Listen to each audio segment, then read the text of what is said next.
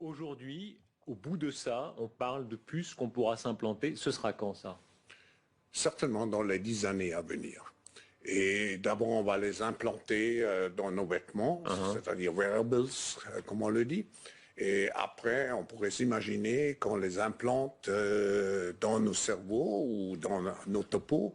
Et à la fin, peut-être il y a une communication directe entre notre cerveau et le monde digital.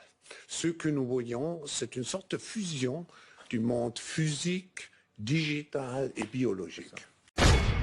No, I think maybe in a couple of decades, when people look back, the thing they will remember from the COVID crisis is this is the moment when everything went digital.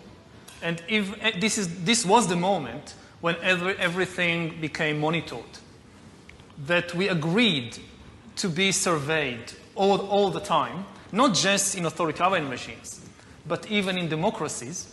And maybe most importantly at all, this was the moment when surveillance started going under the skin. Started going under the skin.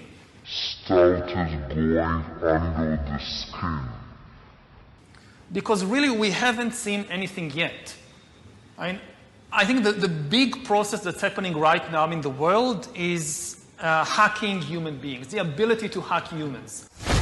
When I make a phone call, if I don't have an earpiece, I have to take this flat piece of material, put it against my curved head, and hold my arm up in an awkward position.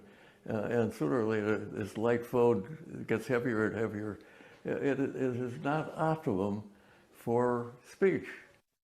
You, in your generation, certainly the next generation, will have the phone maybe embedded under the skin there, embedded under the skin there, their ear, and they'll get they won't have to have charging, which is a real pain, as you know, because your body is a perfect charger.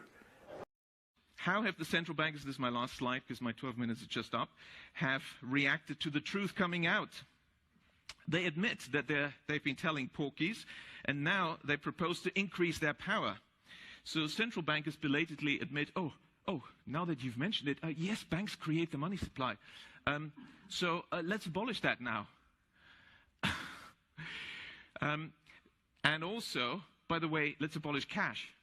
So what should we do? Well, introduce digital cyber currency that central banks issue and control, and thereby gain total control over all economic transactions, decisions, and the whole lot you've just heard from the CEO of the GDI.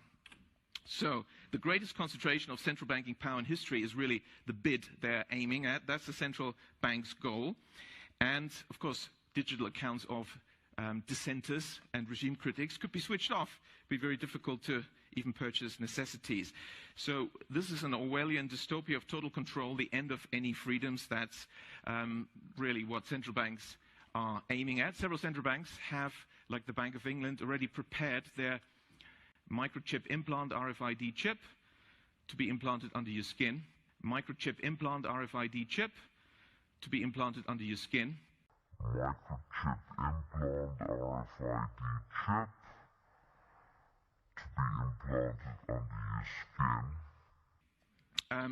And why is the sudden discussion about universal basic income from all the grassroots and inverted commas movements and billionaires? Oh, universal basic income is the bribe for you to accept the microchip. The overarching trend of the 20th century is concentration of power in the hands of the few. That's what we have to keep in mind. We have to work against this.